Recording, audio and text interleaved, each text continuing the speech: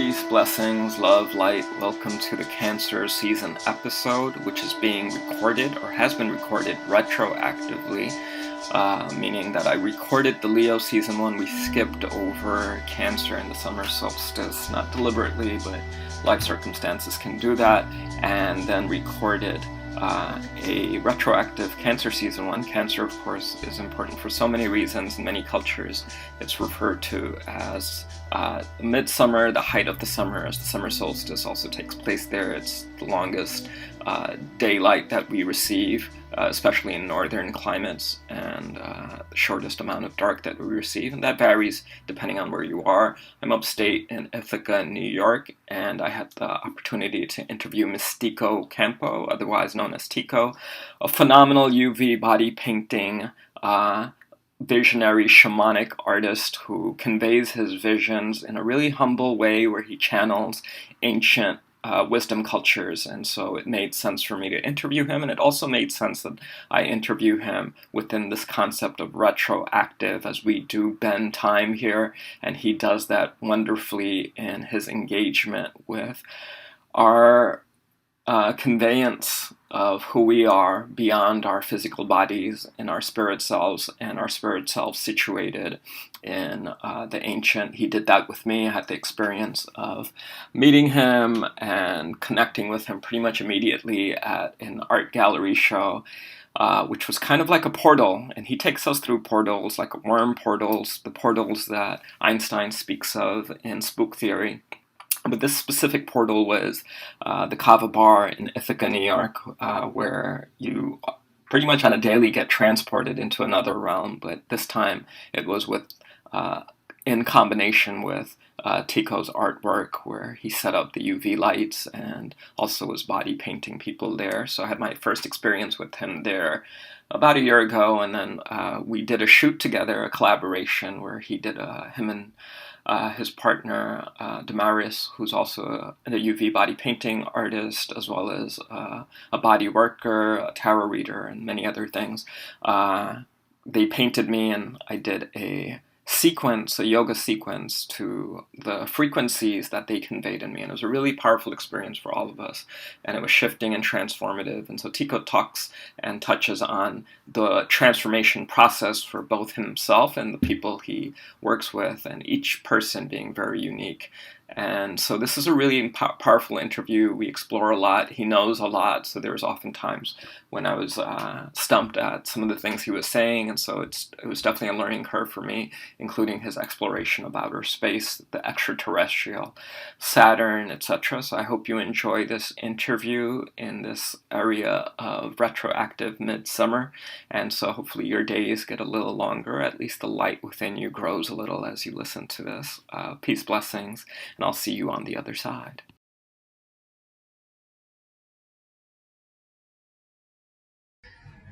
Tico.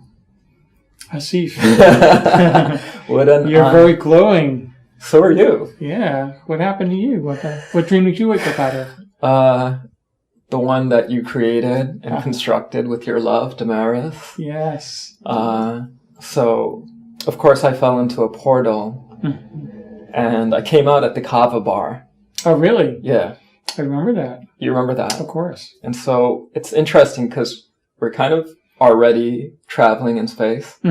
Interstellar, intergalactic dimensions. Right. And so when I first walked into the Kava Bar in this portal, and in my first memory of you, of course, the first memory might be thousands of years ago, and we'll get to that. Yes.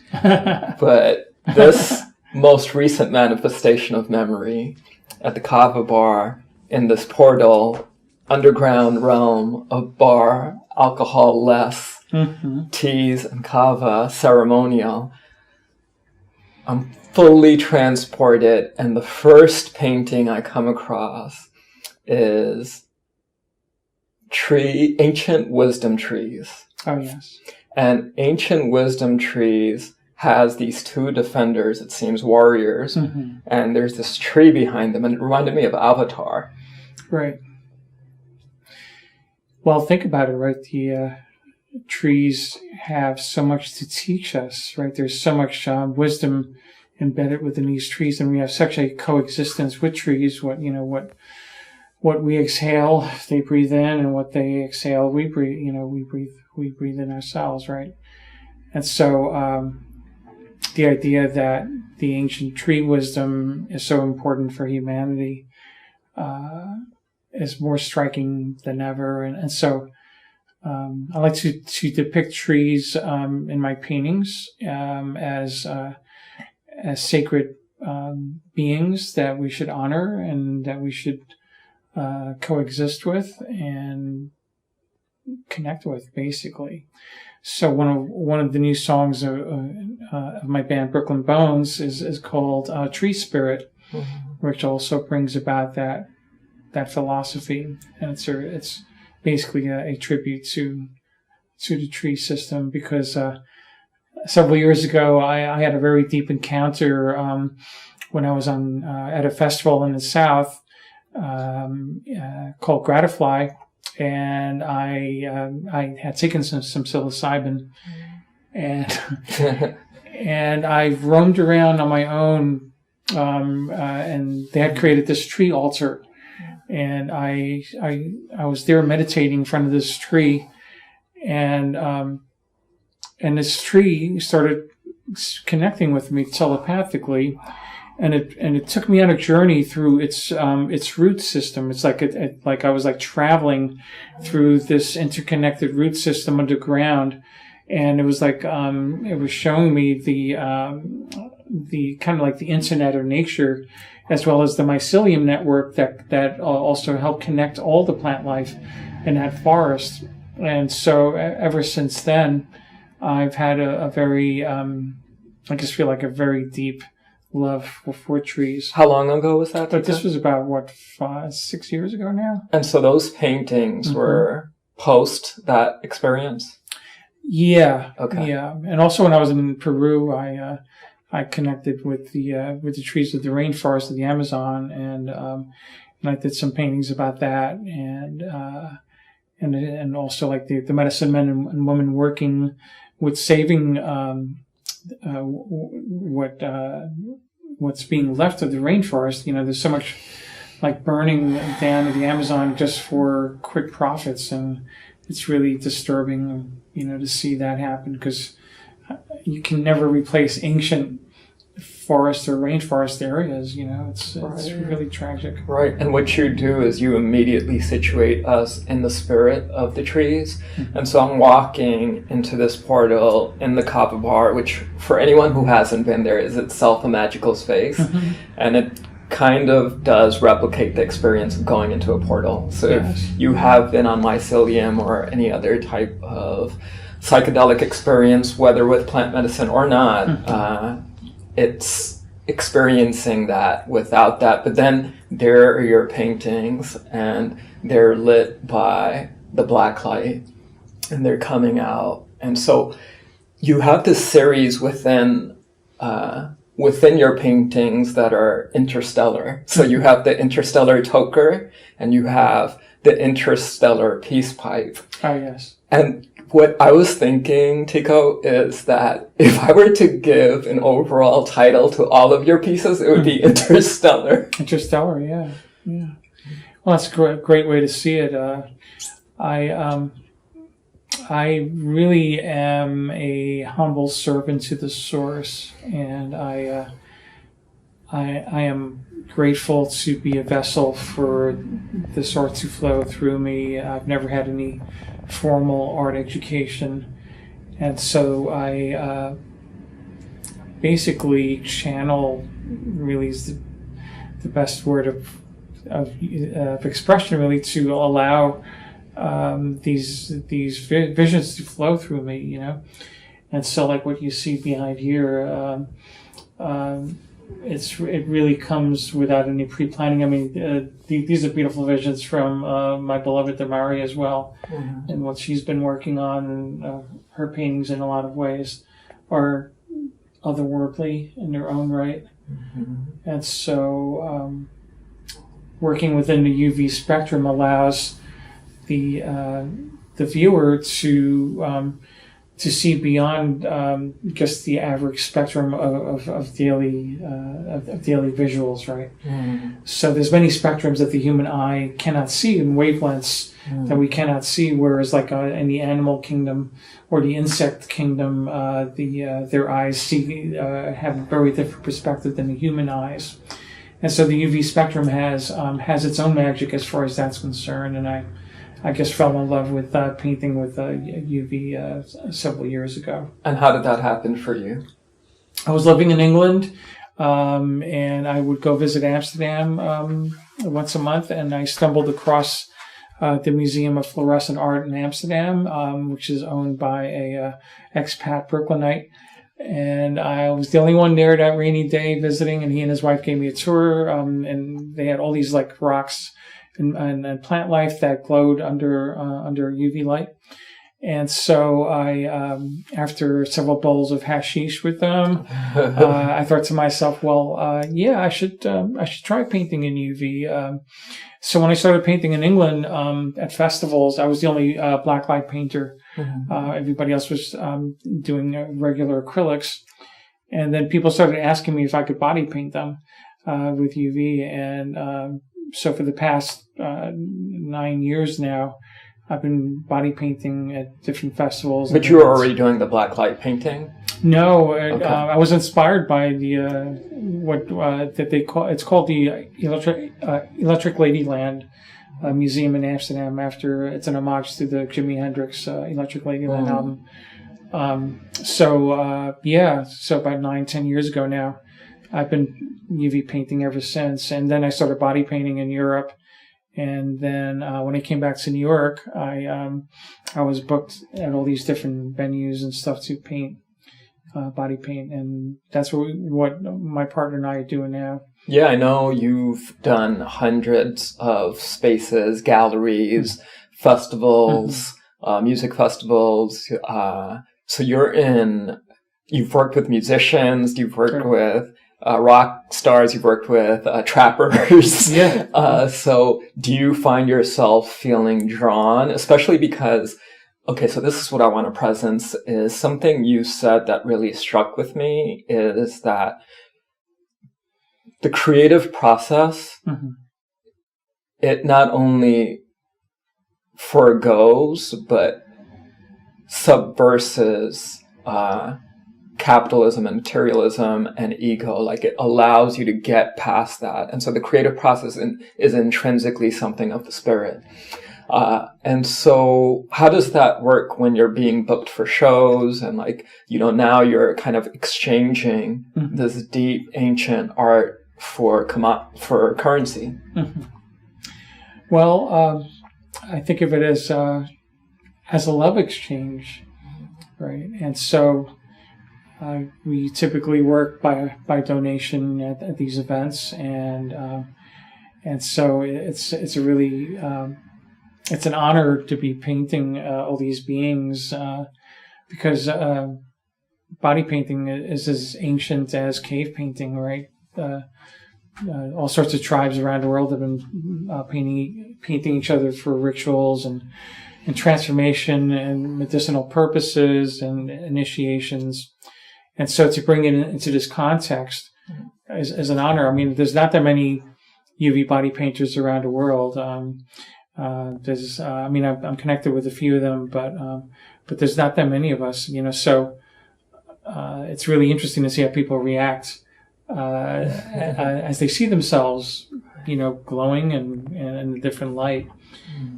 So even like adults, like for example, like a few weeks ago, we painted this elderly couple that was like in their 80s, and they were celebrating their anniversary.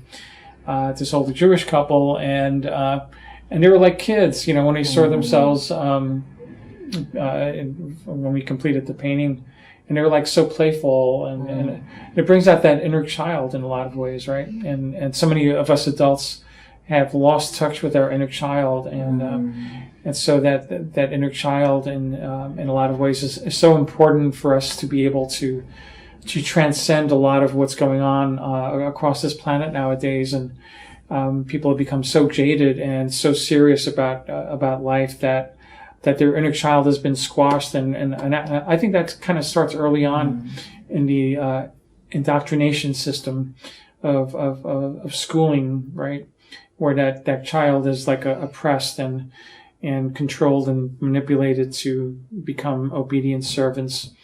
So I feel so connected to what you're saying about schooling, and I remember both of us share a New York story, right? Yeah. So from kindergarten through high school, it felt like serving out a sentence. It's just like, when is this over, right? Yeah. And so I do think a lot about the unschooling movement, even beyond just homeschools, and think more about the ancient wisdom culture model. And so I was wondering, do you have ideas? Like, you mentioned that you weren't trained in arts, and yet you're one of the most prolific and profound spirit artists that I've ever come across. So have you given much thought to an alternative to the schooling system? I think it's important to encourage children to do what they love to do, right? Instead of like testing them in these state mandated kind of exams that have no bearing on their adult lives. It's like really short-term memory testing, and it really it kind of like makes the playing field of the education process very out of balance. It's almost like forcing young minds to not think for themselves. It's not nurturing critical thinking. It's not nurturing, let's say, areas of interest that a child would want to pursue. There are children that are interested in math or science or the arts or reading, dance, whatever. And so I believe that each of us are born with some sort of an innate sense of gifts that we could all offer to our communities and the world at large. But when those gifts are manipulated and controlled because of certain testing schemes, then that's an area that schooling should be re-evaluated.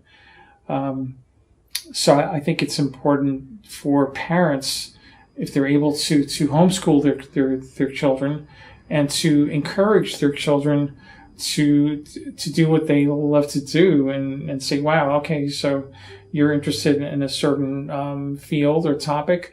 Let's encourage that. My parents, when I was a kid, they were always very encouraging about my art and music, and so I'm grateful for them that they were that way. I know your dad was like a cartoonist, and he was an inspiration for you in terms of how you kind of got started. I'm wondering though if you could share a story like of a particular moment that was a shift for you, like what made the paradigm of this matrix that we're in obvious and clear, and like was there a moment of clarity for you in your journey, either as a kid or adolescent or adult? Yeah, I mean, I do recall, like, at about the age of 5, my dad used to do these caricatures, and it just really fascinated me with what, when you combine lines together, how it can create images. And so from then on, I mean, my dad would encourage me to get coloring books and start experimenting, really. And so a turning point really was when I was about second grade in Catholic school, and during lunchtime when the kids were out playing tag out in the schoolyard, I would find myself sitting by the blackboard drawing Tyrannosaurus Rexes eating nuns, Yeah, and did you go to Catholic school? I went to Catholic school. I went to Catholic school for 12 years. Yeah. And so the nuns weren't too happy about those depictions, but they thought I was like a weird kid. And so in high school, I went to an all boys Catholic school in Manhattan, and a lot of the kids were unsurprisingly stoners, I grew up in the 70s, and so I would draw like caricatures of the teachers, and then I would pass it around class, and the kids would be cracking up, and the teachers had like no idea that what are they laughing at. And so I got involved in theater and started doing acting and touring with a group called Family Life Theater, sponsored by New York Medical College, and we toured for 4 years around the States and Canada. Wait, so what's the connection between like the art, like passing around these caricatures, and the theater? Well, the connection was that I got so bored at Catholic school because it was just like a lot of just bullshit, basically. And it was very hypocritical. And so theater gave me an outlet to get out of daily classes. So I was only in class once a week, and the rest of the week I was on tour with the theater group. And so the theater group expanded my creative process as well. I love the whole theatrical expression, let's say, and it kind of flowed into the painting and music process. It makes me think of that era of New York City. I know you grew up in Hell's Kitchen, and there was that period of the outburst of inner city New York where the walls of buildings, the walls of subways became the canvas for so many artists from more marginalized areas, right? And yet, in relationship to what you say about art and like, it being a creative process that really overturns materialism and spirit, one of the greatest defeats of the graffiti movement, because Mayor Koch, they had special wings of the police department dedicated to trying to subdue graffiti and graffiti artists, right? They tried everything. Nothing worked, except what worked was that the art world started paying attention to these graffiti artists. And what they did was they took some of the biggest graffiti artists at the time, Lee, Scene, Lady Pink, those three specifically, two of them from the Bronx, one of them from Queens, and offered them an opportunity to show their art and pay them like $500 to $1,000 each for their art, which was nothing in respect to the context of that art world. But after that, they refused to do their art for free, right? So now there was this commodity, and like that kind of changed the graffiti urban guerrilla art movement into a mural paid for movement. So yeah, again, like in terms of art being this creative process that's one of spirit, as Madonna says, we're living in a material world. So how do you reconcile one with the other? For me personally, and a lot of artists that I know, like within the visionary art circle, it's really about honoring the source of creativity. Whatever materialism comes from that, it's because there are people that appreciate that honesty. If you're not honest about your creative output and whatever that output may be, and if you're doing it just for the sake of materialistic gain or fame or whatever, then basically that's like almost like a little trend. So it's like eye candy, and it doesn't become timeless. It's just like it captures like a moment. But ideally, I mean, I would think that you'd want to be able to create something that's timeless, something that could be viewed 100 years from now, or far in advance. That say, wow, this still resonates with the human spirit. And so, my approach really is to honor the source and not be too conscientious about, will this sell or not? I don't. I mean, it's nice when it sells, and it's nice when people appreciate your art. But it isn't my intention when I go into painting. I just do it because it's part of my mission here, Right. right? And it's the nurturing of spirit. After all, I mean, what are we here for on this planet? Are we here to play this game of materialism, or are we here to have the experiences that nurture the multifaceted jewel within ourselves, right? You know, we have that multifaceted divinity within each of us that we either we could nurture or we could just be blind to and succumb to the trappings of this world, you know. And I know that to be a truth because I've experienced being painted by you. And I remember just being fully transported. And I know you've done all these like thousands of shows, bodies, etc. And there are body painters who are in these spaces. And there's even, like, as you mentioned, there aren't a lot, but there are some UV body painters as well.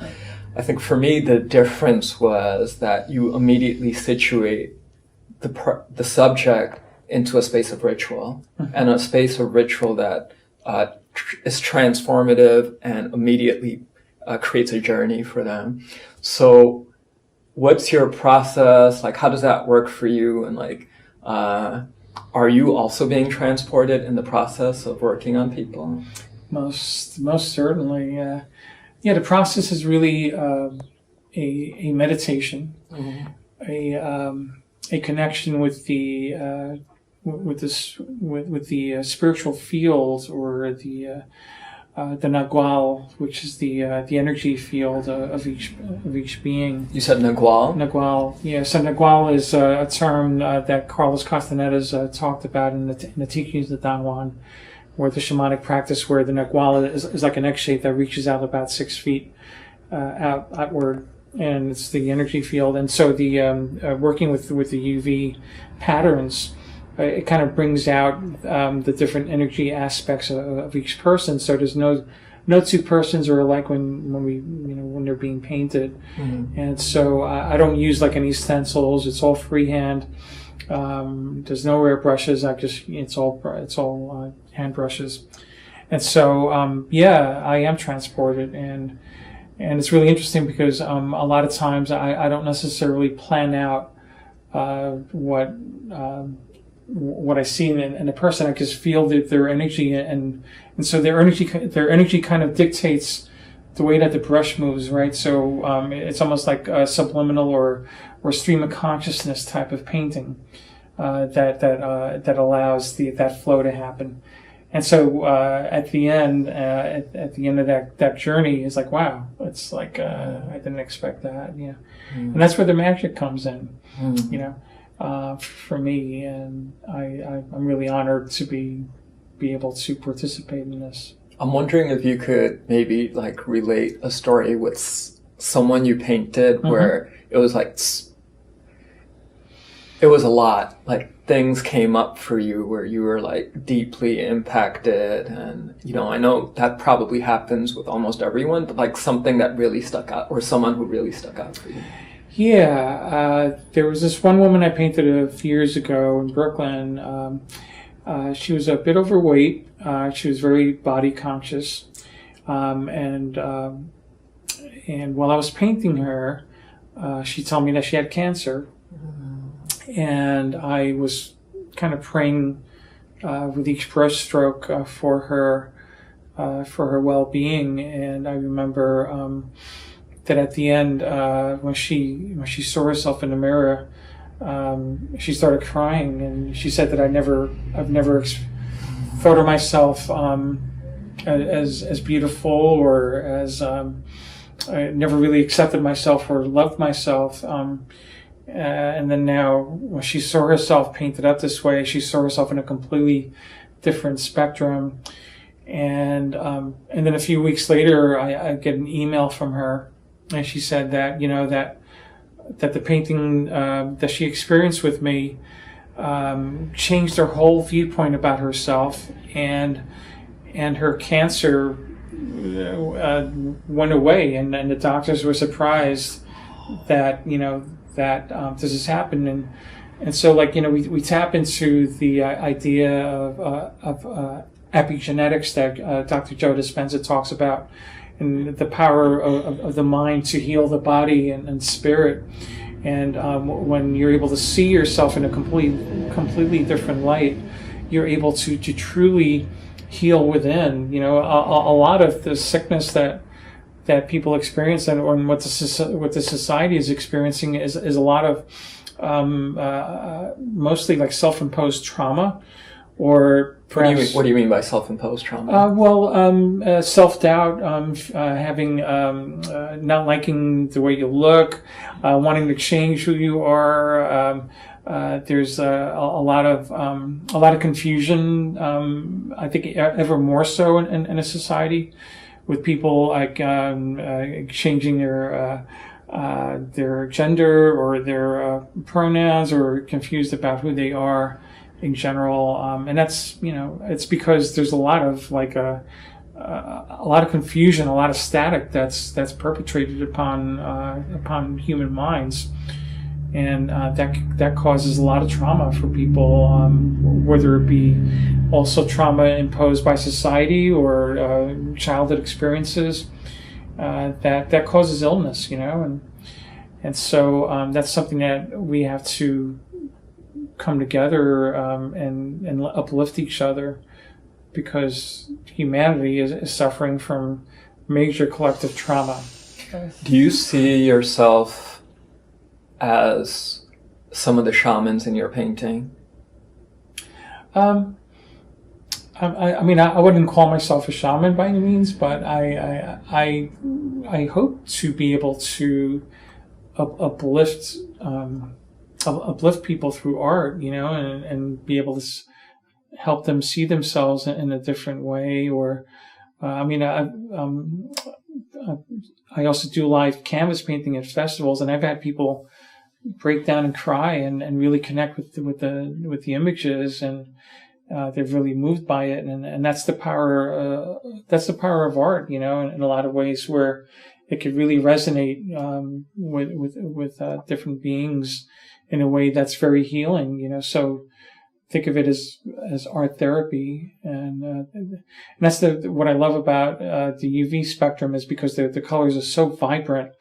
And colors could be so healing in a lot of ways. And, like when you have like the, like the holy days where, the Indian ceremonies where. Kumbh Mela. Yeah. Where you had the congregation of yogis come together, right? Yeah. So that all that color is so vibrant, and color is so healing. Right. And there's also the Holy Festival, the Festival of Color. Festival of Color. Which comes around spring, and is an honoring of that, area of the region of time that we're in. And I did feel that, and I did get that experience when you and Damaris kind of reconceptualized me in your painting, and it did feel like I was, as medicine man in the yogic tradition, like also being transported by a medicine man in this ancient way.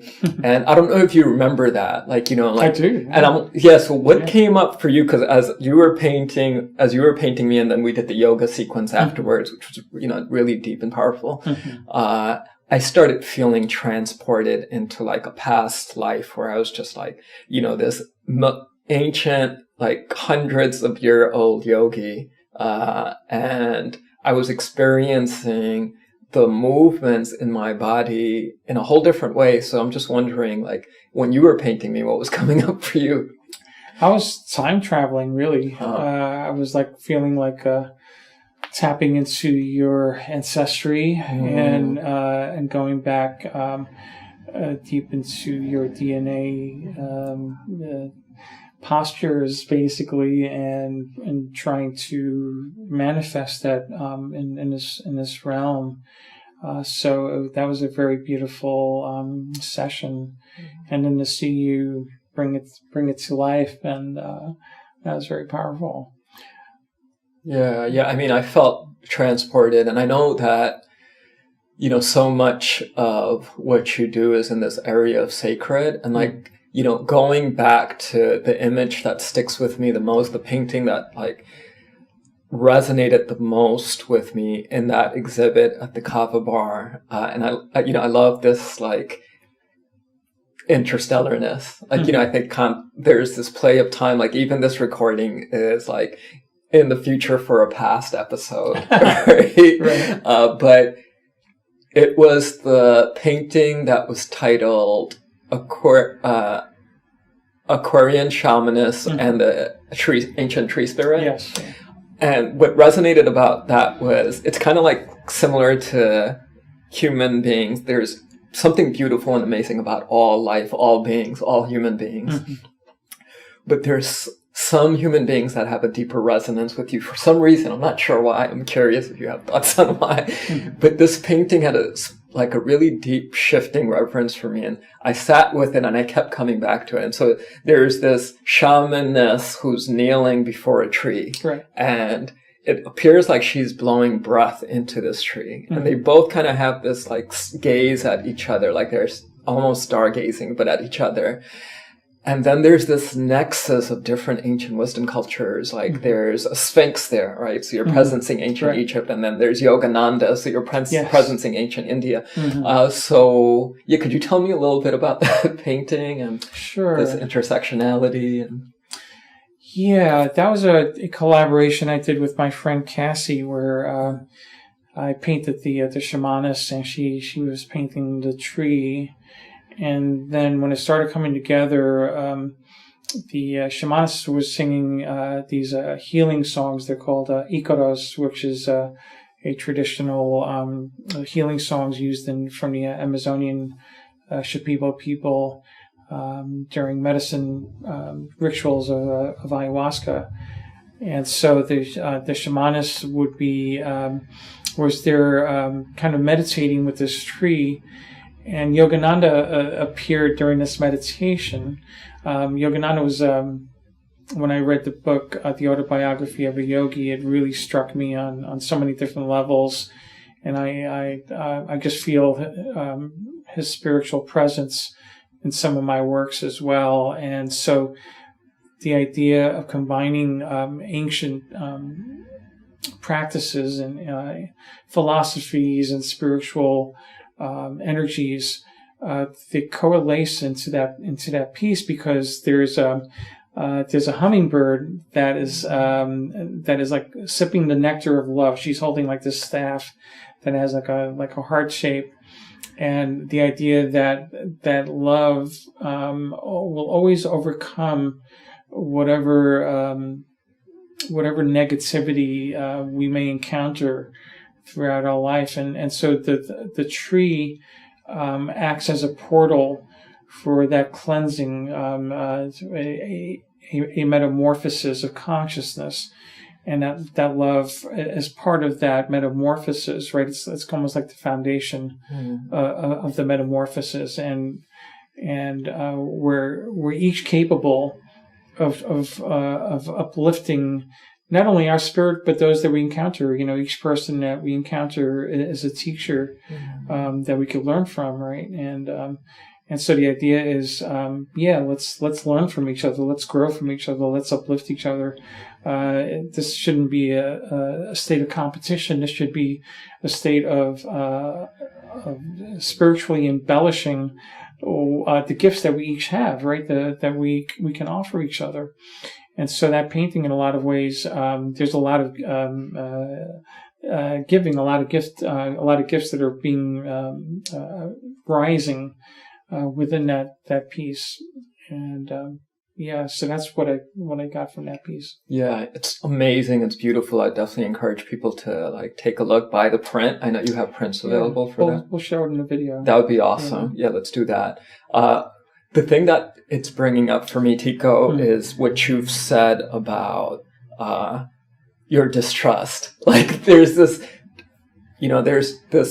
lover, and the lover paints, and you're building this medicine and all that. And then you also have this distrust, and you mentioned the distrust in terms of the distrust of government, the distrust of corporations. By the way, I love the term you use, the distrust of banksters. Oh, yeah. But you also mentioned distrust of religion, right?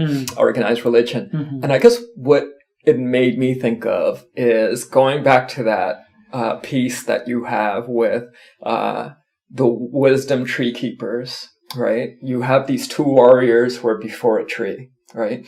And so it made me think of Avatar, and it made me think of how any community that comes together, and I personally believe communities are essential, and especially in this realm of individualism, and I'd love to hear your opinion about that. But when you have people coming together, any grouping, you start having, especially if it's from an ancient wisdom tradition, you have like some type of allegiance to spiritual rituals, right? And then over time, those spiritual rituals have a governance. And so you might have a body, whether it's a body of elders, or maybe whether it's matriarchal or patriarchal, you have some facilitation of those rules and around the ritual. And then you might have a warrior class within that community who might defend that tribe or people, etc., right? So I guess I wonder, how do you reconcile that at the very heart of a lot of these ancient wisdom cultures are some type of religiosity, some type of governance of that religiosity, and some type of, for lack of a better term, militarism, or like a warrior class that might defend with with this distrust that you have? How would you reconcile one with the other? So when we think back about the origins of our species, it seems like that for thousands of years there's been those elements in human nature, and those institutions of governance and control. It's almost as if our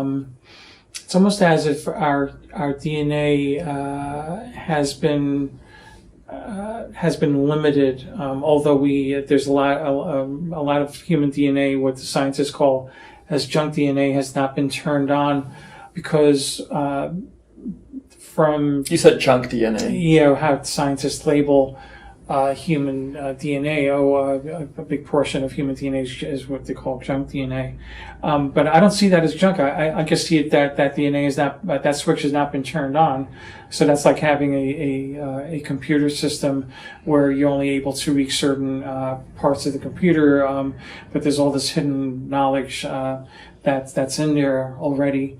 That hasn't been switched on, and it's probably for the reason that humanity is not ready to join the cosmic family. It's almost as if we're being kept an eye on to see how we safeguard this planet, what kind of stewards we are for this planet, and how we care for each other. But there's been this centuries-old battle, I guess, and it's throughout the cosmos, most likely, of the dark and light, right? Good versus evil elements, and so this trust really, even more so in the present, is because they're in the bigger picture. In the bigger picture, it seems like as if though. When I say there's certain elements within humanity that doesn't seem to be of humans at all. It seems to be some sort of archonic nature that, like let's say in the Mahabharata or other ancient texts, where they talk about these beings that are partially reptilian or have some sort of dark nature of controlling the human species and feeding off the violent nature of the human psyche. And there seems to be like a hidden lost knowledge that's been kept from humanity about our true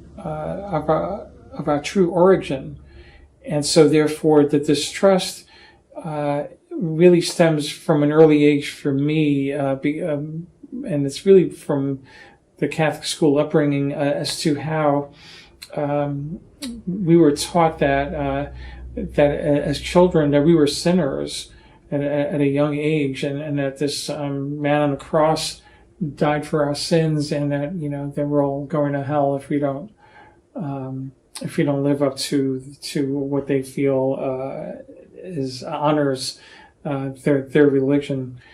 And so when you talk about organized religion, when you talk about the banking industry, the military-industrial complex, politics, for me, this seems like the four horsemen of the apocalypse. And so together, they oppress what's possible for humanity in a lot of ways. And nowadays in the present, it seems like more people are realizing this, and the levels of distrust is so high. So who can we ultimately trust? I have this conversation with a lot of acquaintances and friends, and ultimately it comes down to who can we trust but our own intuition. And sometimes our own intuition could be also stuck with static. And that static, you would have to question, are these really my thoughts? Where are these thoughts coming from? What is consciousness? What are we manipulated by some sort of outside force that messes with our truth, or are we masters of our mind? Right? There are people that are controlled by these thoughts that come from the ether. And that's a whole other rabbit hole that you could go down, because who is it or what is it that's projecting these thoughts that make people do things that are brutal and that are violent, that are oppressive, that just lacks compassion. So that distrust is something that we each have to ask ourselves, who can we trust? Ultimately, you know what that was bringing up for me, Tico, is that my first response to that was it felt like a bit of an us and them, right? And I think that can be very common in relationship to how much we feel alienated by this culture of uber individualism, and like you said there. But then the thing that I think differentiates what you were saying was this ethereal component. Where are these thoughts coming from? Right. And I think that problematizes the us and them. It's not as black and white or clear cut. So what is the them then that's impacting the us? Yeah, that's a deep question, man, because I know I'll tap into this area a little briefly, but there's been research about this kind of control energy that's coming from Saturn. I don't know if you've heard about what's been going up in Saturn, but various authors and researchers and NASA whistleblowers have been showing from the Hubble Space Telescope that the rings of Saturn are being created by these huge 3-4 mile long crafts that are injecting crystals into the rings of Saturn. When you say crafts, you mean spacecraft? Some sort of machinery or craft.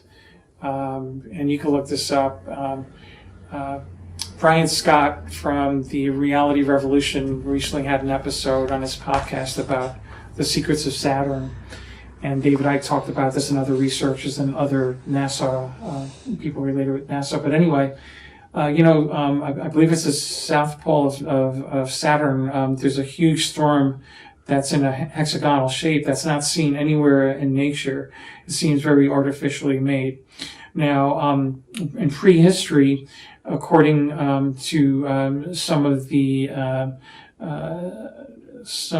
archaeologists, in prehistory, there was no accounts of any sort of rings around Saturn by certain tribes, and that our moon appeared at some later point while humans were still were evolving, and that the moon was dragged into our orbit as an artificial satellite to be able to transmit the energy from Saturn, and that Saturn is being used as a way of manipulating human consciousness.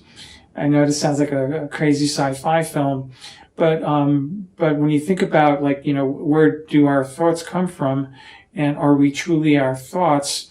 And especially when it's like thoughts with bad intentions, it could be that humans are being tested and are being manipulated in some ways to see how we react to these energy fields or these transmissions.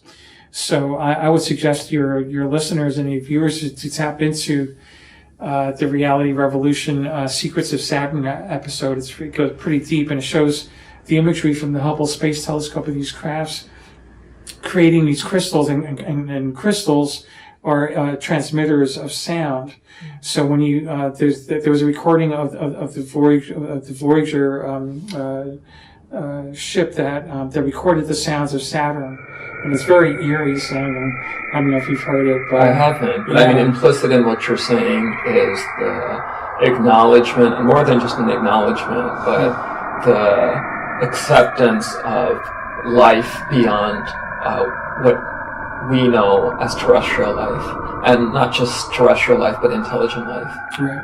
Mm-hmm. Very much so. I mean, they've been observing us since the beginning of our species, and when you go back to ancient Sumerian cuneiform and depictions of the Anunnaki that were the genetic engineers of our human species, and how they merged the DNA of primates with their DNA to create workers, basically.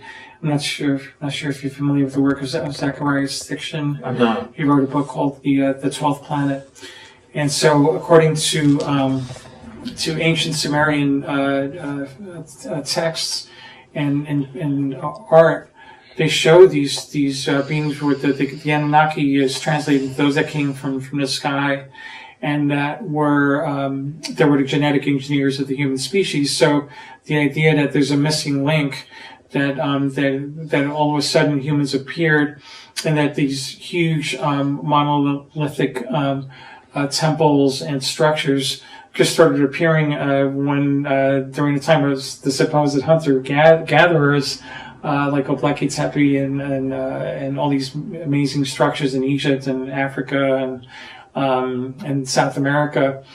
These huge monolithic structures that cannot be replicated by today's construction standards. Who was behind these structures?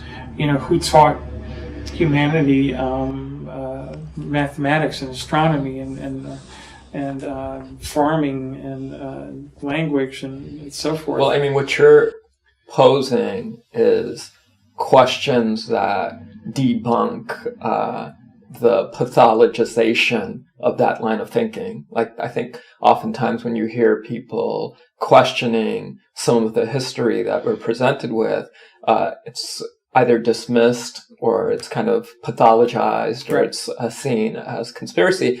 I can't say I know, but I think one of the things you're doing is you're raising questions that do require us to really explore and research.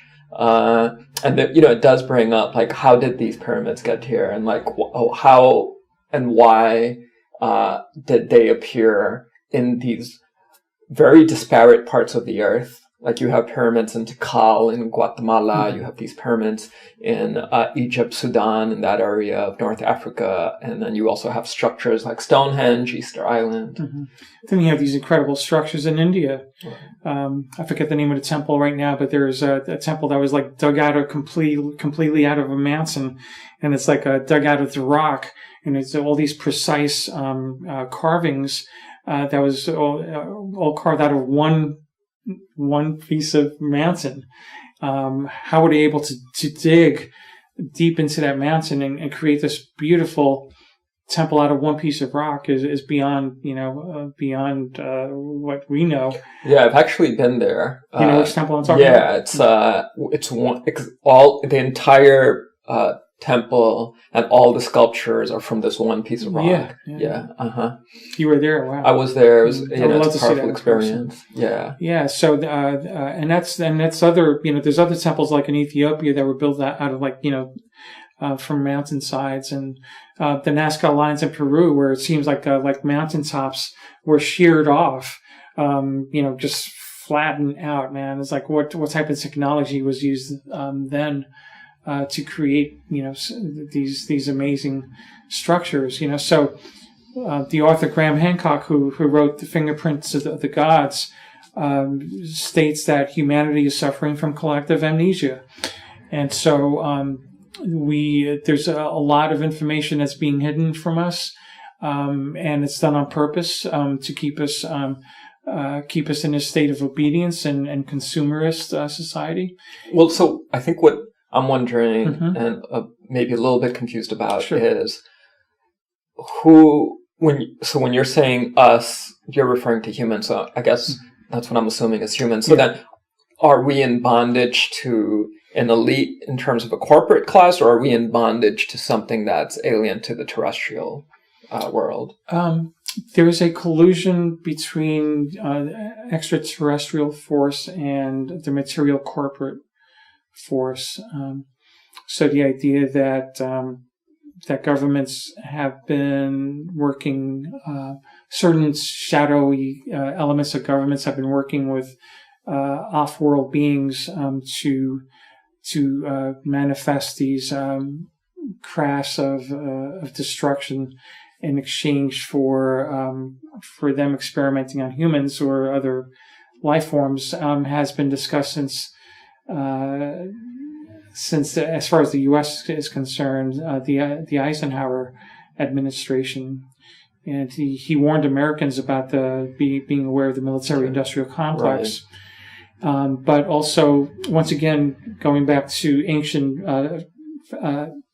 Vedic text in the Mahabharata, where they talk about nuclear wars thousands of years ago, where there was these flying crafts appearing out of the sky, and that wars were taking place in the sky.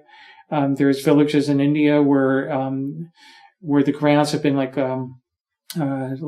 so bonded together, it's like almost as if it's been struck by some sort of nuclear weapon, and everything's become like glass. I forget the name of that. But Tika, where are they now? Like if that's true, like if everything that you're saying is true, I don't know. Right. I think I'm kind of at that space in life where I have no clue how any of this works. I know, it's crazy, right? But I mean, I feel like you're definitely very well researched, and like more than just research, it's coming from a space of being tuned in. And I know that about you because of what I've experienced from you. So where are they now? Like if there was this population that were, involved in these nuclear wars, etc. Well, there are deep underground cities all over the world. And there's been like whistleblowers that have come out, such as Phil Schneider, who was a geologist for the U.S. military and for the government. He and his father were the head of geologists that would create these massive tunnels deep under the earth. And Phil Schneider came out to reveal that that there was one episode where they dug this tunnel in one area.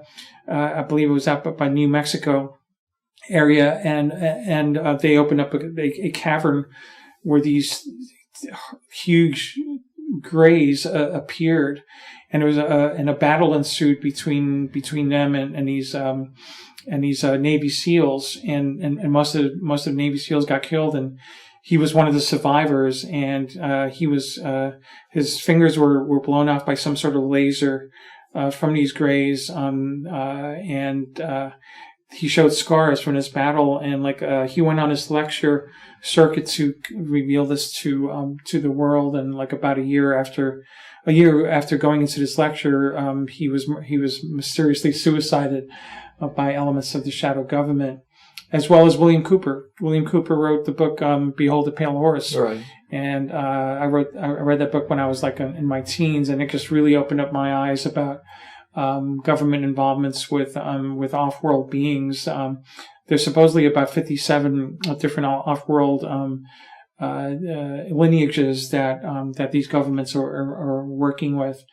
And so some of them are benevolent, some of them are very troublesome, let's say. So I don't know. I think we're here to shine as brightly as we can, with our time here. And when you say we, are you making a distinction then, like between us that are human and us that are derived from this? Are you saying that that corporate class is derived from this alien race, or are you saying that they're in collusion with it? There's some sort of collusion going on. And but they're not part alien. That's not what you're saying. No, I mean, think about like the different monarchies throughout the ages, and the idea that the blue bloods, right? So there's like they would intermarry, and they wanted to keep it within their family, and so there was some sort of lineage aspect to. I notice. I know it sounds crazy, but when the reptilian nature, where you see these reptilian beings depicted in ancient Egyptian art, African art, art from all over the world, where it's these snake beings, these dragon beings that are depicted. And so, are these like myths, or are these like products of the imagination of humanity that's been going on, or there must be some sort of truth to it, because you see it depicted in all sorts of different ancient cultures. So, but what do they want? So there is a collusion, and the collusion is with this elite population. Right. What do those who are colluding with this elite population want? I know that's a question that I've been trying to understand. It could be that at the age that we're at in the present time, the idea of forcing the human species to receive this experimental injection. The experimental injection, the idea of uniting the human species with artificial intelligence, right? That these injections contain nanoparticles that in a lot of ways removes the soul of humanity. Rudolf Steiner talked about this back in 1910. Where he prophesized that there will come a time where these vaccines will remove the soul from humanity. He refers specifically to vaccines. Yeah. You gotta see. I'll show you the quote, man. Okay. It's pretty crazy stuff. But these vaccines or these injections are there to remove the empathy and compassion from human beings. And so there's some sort of agenda there to merge humanity with artificial intelligence, and we're at a very slippery slope right now. And Terence McKenna, I don't know if you're familiar with Terence McKenna. Yeah. So Terence McKenna would have these discussions about the merging of AI with humanity, and the idea that they want to digitize the human species, and maybe that's the fate of where humans are meant to go.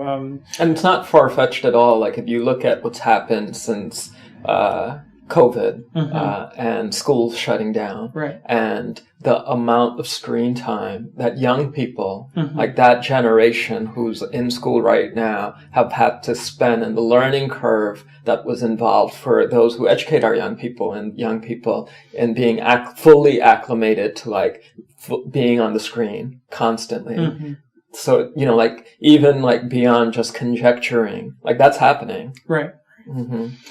Yeah, and it's we've been driven to this point now, and the whole control grid is there to be able to control through the frequencies of fear, and ultimately, like these questions came up during a lecture that Terence McKenna had called "Culture is Not Your Friend," where we have to be able to to lift the veil of deception and distractions that society imposes upon us, especially at young ages, to be able to say, okay, is this a culture or society that we want to put our trust in, or are we here to truly realize our potential as human beings? And that's something that the archonic elements in governments or organized religion, etc. I'm sorry, you said archonic? Yeah. What is that? Archons, or what's also known as jinns. They're mischievous spirits that fire life. Yeah, that are able to manipulate people when they're depressed or they're in a drug-induced state where they possess people through there's different portals that these beings can come into to control and cause acts of violence or other means of suppression, let's say. But yet in that talk, Culture is Not Your Friend, he discusses the idea that how can we break free from this control grid, right? And he answered by creating art, by expressing our humanity, because that's something that they cannot control. They cannot control love, the frequencies of love. So they work within the frequencies of fear, right? They don't have creativity. They lack creativity. They lack empathy, and that's what they're trying to suppress. Okay, through all this manipulation. So we have to be very aware and conscientious of how much power we give to these entities, or at least ask ourselves, to whom do we consent to give our power to? Do we allow these paper pushers or whatever these entities are to manipulate our lives through fear and lies and deception, or are we here for a higher purpose to be able to truly blossom? Because we have so much beauty that we could really bring forth within our communities and within each other. And so the whole thing of social distancing, which is an oxymoron, how could you be social when you're distancing?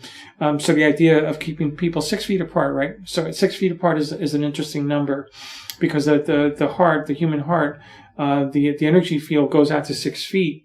So that they don't want people to connect in a way that they could bring large groups of people together. I mean, look at what's going on in Europe and the mass protests that thousands of people, millions of people coming together and are saying no. They fear that, but they're waking up a sleeping giant. Is what's happening, because we're at a very interesting time of history. What are these protests?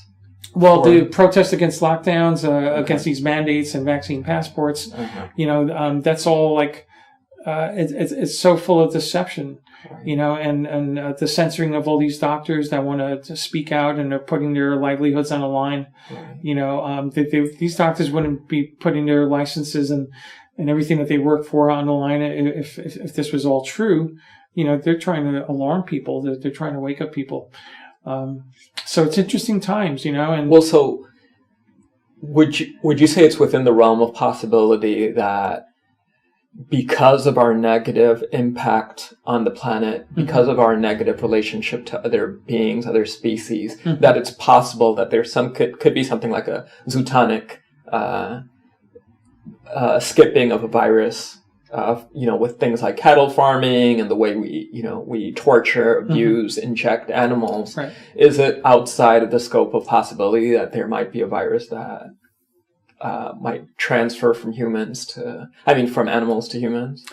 Well, yeah, but think about it. I mean, viruses have been here since the beginning of humankind, right? Okay. We humans are a virus within themselves. I mean, we have so much bacteria happening within ourselves. But there's more and more evidence that's coming out that this was a man-made experiment, that they've been doing these experiments for decades, man. I mean, like Lyme disease, AIDS, Zika. But this one seems a little distinct. Like it seems like there's a major shift in terms of how there's an approach. Like this one is like, hey, let's shut everything down, right? So then I guess why would, if it is more of this like social distancing, this control, etc., doesn't it impact the economy overall if everything is shut down, if people are like, forced to like stay home or social distance, and then their businesses get shut down? Isn't that bad for business though? They don't care about that. They want a collapse, an economic collapse. They want that because they want to usher in a one world economy, a digital economy where everything could be tracked. All of your personal affairs could be tracked. That's the great reset, which is, if you look deeper into Klaus Schwab's history and his family of the World Economic Forum, they were tied in with the Third Reich. Who is he? Klaus Schwab, the founder of the World Economic Forum, who's pushing this agenda along with the WHO and the IMF and the Communist Party of China. They want to create a communistic control grid, which is once again the digital evolution of humanity, and they're doing it for very sinister purposes. When you think about like who was involved in the funding of the Third Reich, it's the same people that are in power today. All right, it's IBM and the banking system, the NASA. They're all tied in to the Nazis' philosophy. Klaus Schwab's family was involved with the Third Reich, the British monarchy. There's a lot of history there that people are not aware of, But let's go to the real root of this. By honoring the indigenous people of the world, the wisdom keepers, the true wisdom keepers of this planet, and what their message is that humanity has become so torn apart away from nature, which in essence is great spirit.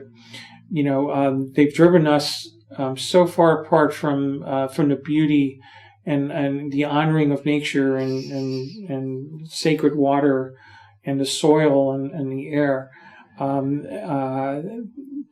This is what their agenda is, because they want to depopulate the planet. So, I don't know if you're familiar with the Georgia Guidestones. I'm not. So the Georgia Guidestones is like America's Stonehenge, and it was erected over like 30 years ago in the outskirts of Atlanta. It was put up by some anonymous person going by the name of R.C. Christian, and a lot of people believe that it was most likely funded by Ted Turner, the founder of CNN. But the Georgia Guidestones has 10 commandments. And the huge granite slabs with a time capsule with no opening date at the bottom of it. And the first commandment states that the world can only sustain 500 million people, and that the rest of the population has to be removed, basically. And that's their agenda. That's what Agenda 2030 is, the population of the planet. And this is like, Bill Gates' family was they're eugenicists. Elon Musk's family were eugenicists. The founder of Planned Parenthood were eugenicists, and so their idea that the Earth can only sustain a certain amount of people, and then them pushing this agenda at this time is an interesting crossroads. Right. And also, what I'm hearing from you is that the doom and gloom doesn't have to be. It doesn't have to be something that you get consumed by if you focus on your purpose here. And your purpose is one of love. Your purpose is to engage in the spiritual process. And a lot of that can happen by way of tapping into some of these ancient wisdom cultures. Right. So how does that work for you in terms of, like, so much of this show for me has been about situating ourselves in the seasons. Like, one way to connect with our time here on planet Earth is to also be honoring where we are in space-time. So this show, which is like 1 month subsequent to the time when it's that concerns us, which is Cancer season. For you, how do seasons, how do the elements, how do particular junctures in the year, and specifically during Cancer season, impact you, impact your art, impact the way you engage with your days? Well, the seasons are a way of surrendering to where we are along the great rifts in this galaxy. If you go with that flow, the seasons are a way of like being conscientious of the nurturing of spirit and being able to honor the greater possibilities that we have as individuals, and how we honor each other. That in some ways informs the creative output to be able to honor it in the purest sense possible, to honor the source, like just the simple daily practice of gratitude and honoring what it is that we're grateful for in our lives is part of those seasonal changes, if you will. I mean, if you going into the astrological realm, I mean, personally, I feel like every day is an adventure in a lot of ways. And as far as the astrological realm, it's almost like as if those seasons, those shifts, inform us as to, okay, what is it that we trust? How do we nurture our spirit? How do we become a better person for ourselves and for others? And how do we continue this evolutionary path without succumbing to the negativity that's happening across this planet? So when I say planet, I like to spell it PLAN and then IT. So this has been planned, and this is like a. I mean, I want to be optimistic, and I tend to be optimistic, but and there's been like ideas that this is like a prison planet, and that the connection with Saturn, once you dig deeper into the imagery and the symbolism of Saturn, especially in a modern context, how are we able to break free from those controlling frequencies is work that we each must do. Because if we leave it up to society to guide us, we're in for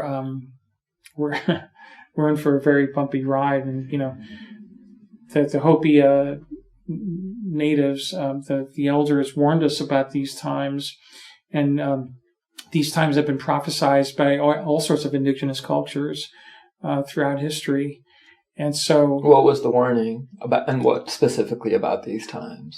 Well, the warning from the Hopi prophecy is that we're coming we're at a precipice, basically, and there will be those that will live in the frequencies of fear and will succumb to that, and then those that will continue within the frequencies of love. And so those within the frequencies of fear will not be able to survive the coming transition, because they will succumb to the control grid, whereas those that work within the frequencies of love are able to elevate their consciousness and be able to transcend a lot of what is coming forward for humanity. Now, that's a choice, right? That's a choice that we each must make ultimately. We are certainly seeing heightened levels of divisiveness in an unprecedented way. Exactly. Yeah, and so people who are acquaintances of friends that I thought were very progressive and critical thinkers have fallen into the frequencies of fear, and I try to have conversations with them to present alternate viewpoints, and they become bullies.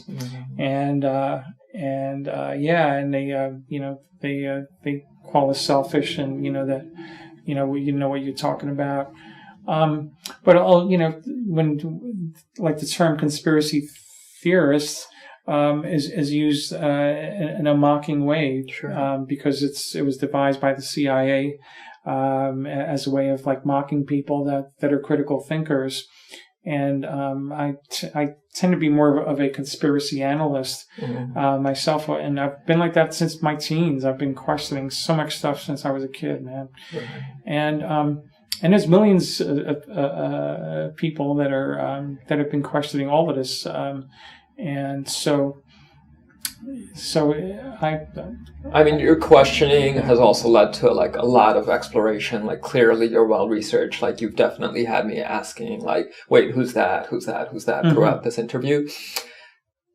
You also have this emphasis on love, and like engaging with that, because that will ultimately trump fear. Right.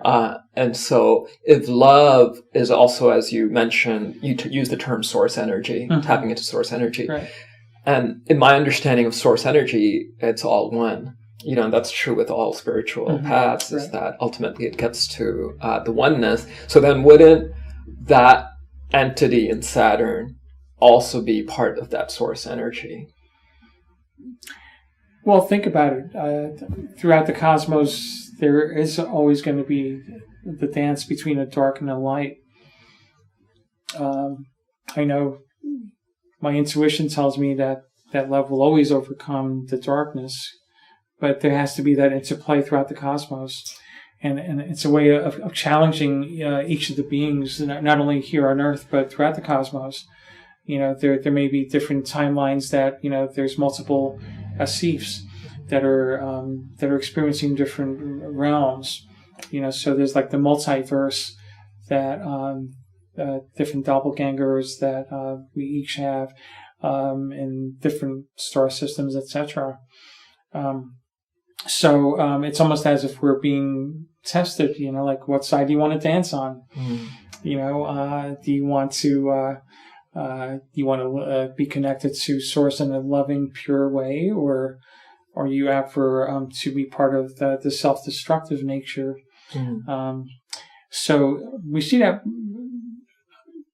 obviously, like within the human species, whereas in the animal kingdom and the sea world and the insect kingdom, there's a lot more, let's say, cooperation, coexistence. And so where humans have been, could be seen as a parasite on this planet, or we could have a heaven here on Earth if we collectively decide, hey, let's put, instead of endless wars against each other in the environment, let's bring our brightest minds together and collectively, create a heaven here on Earth. We could do it. We have the resources, we have the money, we have the technology now that we could really uplift each other. There's no reason why anybody should be homeless. There's no reason why anybody should go to bed starving. Think about this, right? So let's go back to this current Twilight Zone COVID, right? If this was true, right, homeless people would be dropping like flies in the street. They're living in the most unsanitary conditions. There would be like, thousands of people on the street dying, right? If this was the case, there's no like disposable bins where it contains medical garbage in public. I see masks all over the street.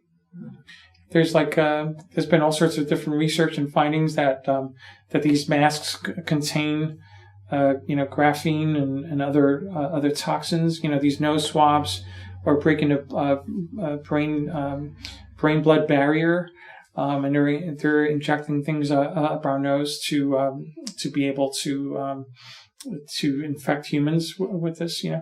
So, and mysteriously the flu has disappeared. I don't know. So it's really interesting how humans could be so easily manipulated, or a majority of humans, and through the frequencies of fear and once again the media. Who controls the media? the media is like, there's only two companies on this planet that pretty much own everything on this planet, BlackRock and Vanguard. When you look at who owns all these corporations, it comes down to two of these companies, including. Well, I mean, what you're saying is also like, it's, there's this, African proverb that's something to the effect of, until the lion is given an opportunity to speak, the tale of the hunt will always be told by the hunter. There you go. True. Yeah. So how do you move forward with that? So like now, like just in terms of us kind of like winding down and so on, Sure. How do you move forward from this place of love? Like what's next for Myztico Campo in the space of like these relationships kind of crumbling, some of your relationships, your art kind of taking on this new spin of, what's happening in the world. What's next for you? Well, we're focusing on expanding our art offerings. Demarise and I, my beloved, thank you for filming. You're awesome. And to be able to find the others, connect with others that are like-minded, that want to do good in this planet, that don't want to accept the fear that's being perpetrated upon us, to be able to shine brightly with the essence of love and spirit, and to be able to bring this art forth to others that want to experience it. Because art and music bring community together, and being able to coexist with each other is so much more important now than ever. So, as the year progresses, I just want to remain vigilant and be able to have these conversations. I don't want to. We all have our filters of how we perceive what's going on. It doesn't mean that I have to hate you for your beliefs. I want to honor your divinity and wherever else I come across, and whether we agree or disagree, I still honor you as a fractal of infinite consciousness, because we're all here at this. We were born for these times to reflect these times and to be able to think for ourselves. And so I don't want to have further division of humanity. I want to see us come together and truly honor that divine spark within each of us, without being afraid of I have paranoia about this person or that person. I just want to be able to be part of exposing the bad actors, basically, and giving those bad actors maybe some sort of healing, because there's a lot of bad actors that need serious healing for whatever traumas they may have in their lives, if they're acting as human agents or if they're being manipulated by some archonic energy. These bad actors, whether they be politicians or corporate entities, whatever, they have their trauma, and they need to be able to be healed in whatever way we can. And maybe psychedelics is the way forward. Perhaps the idea that mushrooms could be the next superheroes of our evolution, as they've played such a big part in the evolution of our spirit, can be utilized to create a sense of awe and oneness with each other. I know Paul Stamets did this, or was part of a study, or at least he quoted a study where they looked at people who were experiencing recidivism in prison, and specifically violent offenders, and they found that the use of mushrooms brought down that level of violence by, I'm not sure what the percentage was, but it was significant. Sure. Well, we watched a documentary the other night called Fantastic Fungi on Netflix, and you got to watch it. Okay. Yeah, Paul Stamets is one of the big people in it. So, we have to listen to the plants. The guru is within each of us. Let's dissolve and disintegrate whatever negative energy is around us that wants to manipulate our consciousness. They can never control our consciousness unless if we submit. You know, they can never control spirit unless we allow them to inject us with experimental matter that dissolves empathy. You know, so it's within our power to make that choice. You know. Thank you so much, Tico. I know that you speak from a place of love. It's felt. I know anyone who's experienced your artwork has felt it. Thank you. I know I have, and it's a great honor for us to be having this exploration and conversation. I feel like we could be here for like days. We could be here for years, actually. Like, I feel like there's so much depth to what you're saying. So I'd love to, at some point over the course of the show and this cosmic medicine journey, like come back to you and like continue this conversation. Sure. It'd be great to have like a feminine perspective, you know, to invite the divine feminine energy to have these conversations, because these long form conversations are so important. For us to be able to tap into, rather than just sound bites that a lot of the lamestream presents to us. You know, so that's why I love podcasts, and thank you for doing this. And the long form conversations are great. You know, it's great to have an open discussion where we could see eye to eye, and once again, we don't have to agree on everything. But it's good to have these conversations, you know? Yeah. Nurture thought, man. Nurture thought. Yeah. Love. Blessings. Love you. Love you, man. Thank you so much. Thank you. Aho. Aho. Namaste. Aho.